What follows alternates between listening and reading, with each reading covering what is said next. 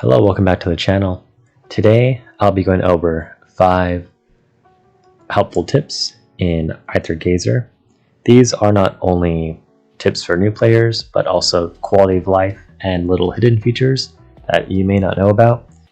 These have definitely helped me, and the first helpful tip I give you is going to your settings. Now, this may seem obvious, but there's actually really neat things in the settings, such as graphics and display improvements that you can make.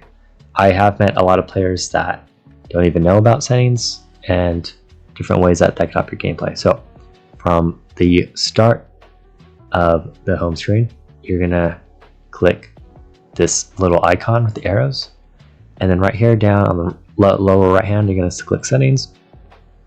And now here's your display.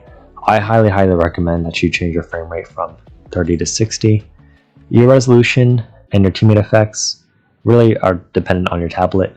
I have mine high, and also anti-aliasing, HDR, and reflection effects.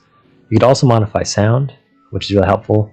And for those of you wondering, yes, you can change your audio, either from Japanese or English, and you just manage that right here in the Manage Voice Packs. Helpful things in settings as well is damage display. Now, I choose mine to actually disable my damage value displays. I just don't like the clutter on my screen. And in controls, you could also change your layouts. And then in notifications, you could also change the way you consume swigs, you purchase shifted stars, and other functions. But I just highly recommend you look into your settings, kind of explore, and see what works best for you. Now, the second tip I'll give you is affinity farming. I'm going to go to my modifier, and as you can see, I'm going to select Hades here. I'll go to her affinity. Now, to raise affinity, most obviously, right, you give a modifier gifts. However, you could also raise her affinity in combat.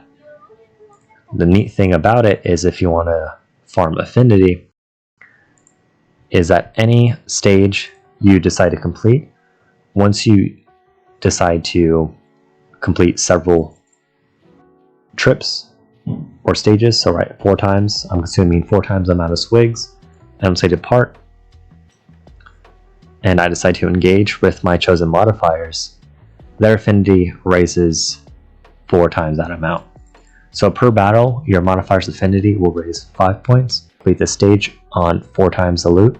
I would actually also, in return, get 4 times the affinity, for a total of 20.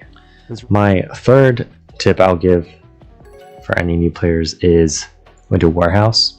You'd actually fuse materials, or sigil modules, I should say.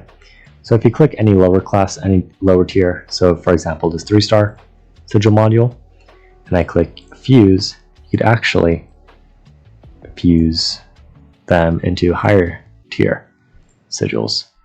And then from there, from a 3-star to 4-star sigil module, I could increase it again to a 5-star. However, it is going to consume 3 4-star sigils to make 1 5-star sigil module. So there's that. You could also do this. You could also do this with spirit extracts and the origin orbs as well. Now, my 4th tip I'll give is music change.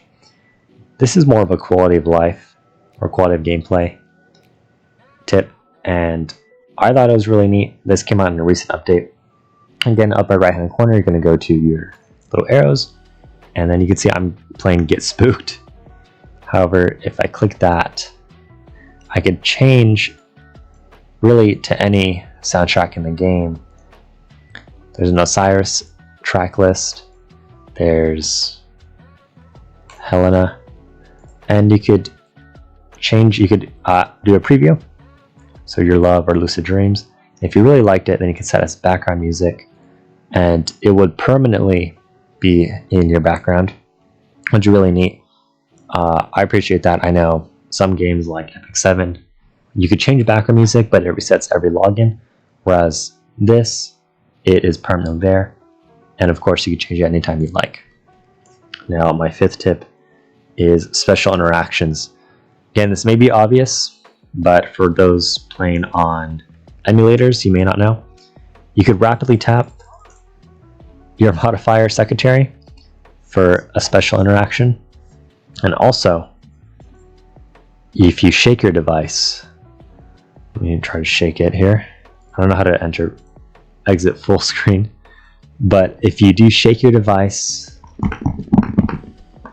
your modifier would give a special interaction. Likewise though, for whatever reason, if you cannot shake or tap your modifier, then you could just go to their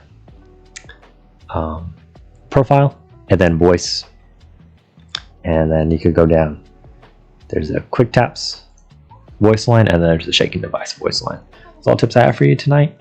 Thank you so much for watching.